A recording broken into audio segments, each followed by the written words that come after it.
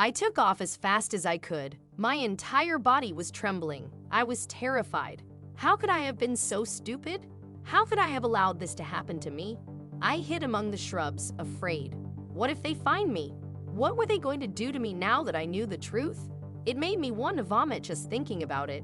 I noticed that their flashlights were searching for me. I began dialing 911 on the phone with trembling hands. Nobody would know where I went if something happened to me right now. The phone began to ring just as their spotlights approached. I held my breath when the 911 operator answered the phone. What was I going to do to get out of this?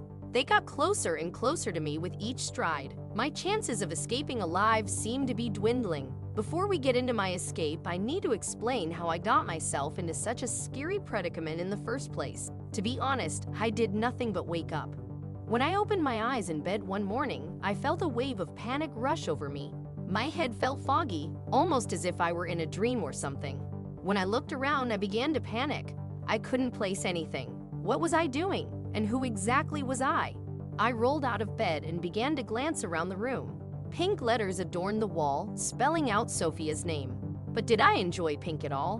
Why didn't that name sound familiar? I thought I was going to pass out.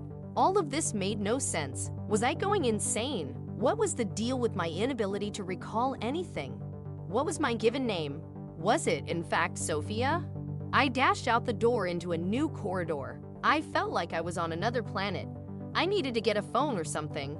I had no choice but to dial 911. Perhaps someone there could help me figure out what was going on. When I ran into the kitchen, two people stood up.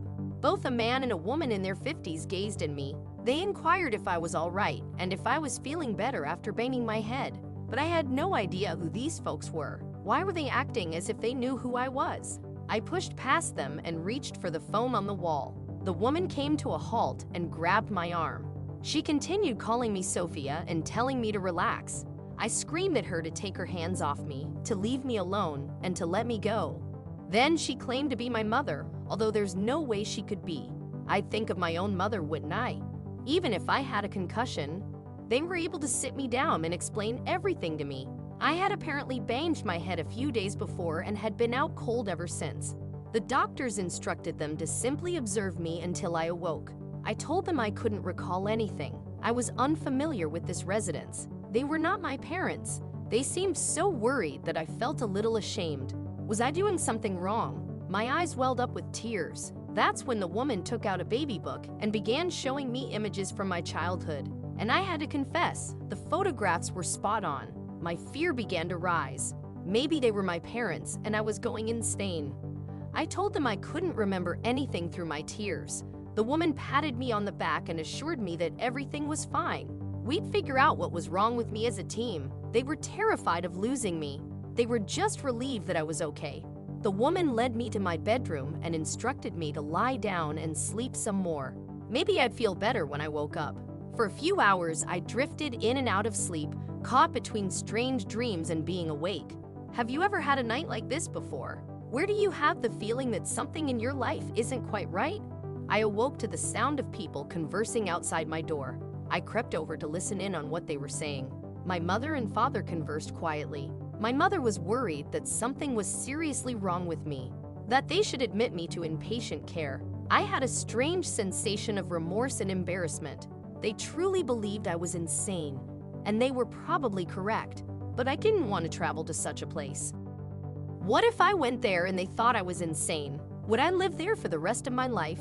I attempted to put on a pleasant face for the following few days. I feared expulsion, so I had to work extra hard to adjust to this new existence. Everything around me was still strange, but I reasoned that if I tried to relax, things would return to normalcy much sooner. My residence appeared to be a farm. When I started really exploring, I got a little creeped out. We were the only house for miles in either direction, deep in the wilderness. I didn't have access to TV and my mother homeschooled me. I thought I remembered being in school and watching television, but my mother said that I had been in elementary school for years before she pulled me out for homeschooling. To be honest, I began to feel somewhat at ease. I would work on the farm during the day. I'd look after the animals, irrigate the garden, and assist Mom in the kitchen. It was quite relaxing. Despite the fact that I was still having peculiar concerns, after a few days it began to feel nearly familiar. Maybe all the craziness was wearing off. Maybe I'll be able to be a normal person again.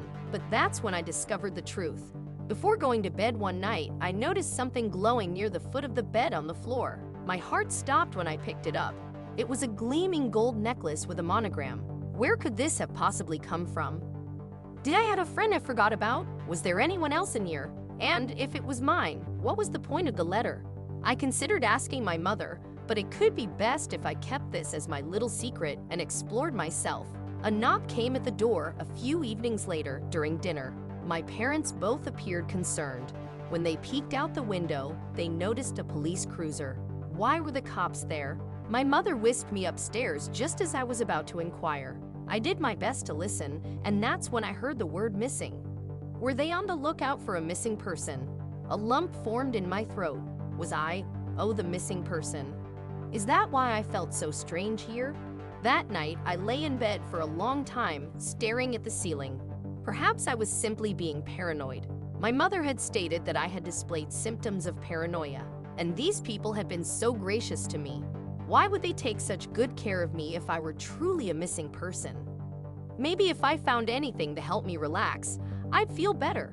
If only I could locate my birth certificate or anything. I slid down the steps on my tiptoes. I felt like I was doing something terrible. They had looked after me. Shouldn't I believe them? I rummaged through every drawer in the house, hoping to discover something that would make me feel better. We couldn't find any of our family documents. However, we had to find where they could be hidden.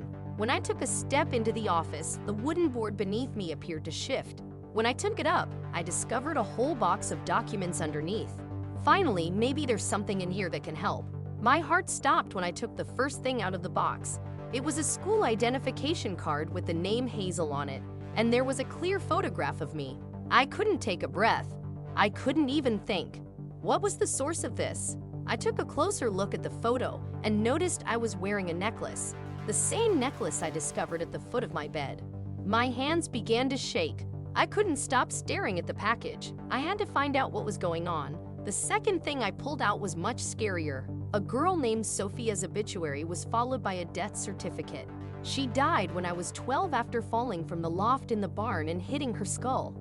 I began to hyperventilate. Were they pretending I was their child?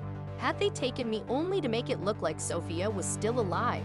I needed to get out of there as soon as possible. I attempted to replace the board just as I heard footsteps coming down the stairs. I had to be quick. I tried to put it away, but whoever was walking clearly heard me. I dashed for the window, knowing that was my only way out. I snatched the phone off the desk and opened the window just as the woman opened the door. She froze, stunned. I informed her that I knew the truth. I jumped out of the window and ran away. My entire body felt like it was on fire. I attempted to run as quickly as possible, but where was my mind set on going? There was no one within miles. That was something I and they both knew. I saw them both race out of the house in the distance. My heart was thumping out of my chest as I dove into the rows of corn stalks. I needed to get out of here. My real parents would have no idea what happened to me if something happened to me and they got a hold of me. As I rushed deeper and deeper into the corn, tears streamed down my cheeks. As they rushed after me, I could hear their footsteps and see their spotlights. I dialed 911 while shaking my hands. I had to summon the police. It was the only way I could possibly survive. It was truly my only option. I held my breath as I listened to the phone ring. That's when I noticed the lights approaching closer. They were literally only a few feet away. If I spoke to the cops, I'm sure the operator answered the phone and inquired about my emergency. I remained silent, attempting not to move. The operator repeatedly inquired if I had an emergency. Then she inquired as to why I couldn't speak. If there is, I should enter one. As I hit the button, I tried to block out the light from the phone. I punched the button again when she asked if I was in danger. I was terrified they'd see. I feared I'd never see my family again. When the operator said the cops were on their way, I felt a surge of relief. That's when the man with the flashlight found me. I ran as fast as I could through the corn, anxiously wanting to get away. If I could just lead them to the house, perhaps the cops would be there by the time we arrived. I couldn't even take a breath. The air in my lungs felt like it was on fire. I felt like my legs were made of rubber. But this couldn't possibly be the end. When I emerged from the cornfield, I was showered in the red and blue lights of a police car. As the cops cuffed the man and woman, I collapsed to the ground, sobbing. Their stares, as they were loaded into the back of the automobile, nearly burned a hole through me. The cops rushed up to me, their eyes as large as an owl's. I had been absent for 3 months. They had no idea if they would ever find me. After arriving at the station, I reunited with my true mother and father. Everything seemed to click for me. I couldn't recall anything about my previous life, but this seemed natural. I struggle every day to regain my memory, and I did end up going to a facility where I'm having counseling, which is really helping me. Overall, I'm relieved to be home, although I wish I had obeyed my intuition sooner. I hope you enjoyed my tale. Have you ever been in a scenario where you should have gone with your gut instinct?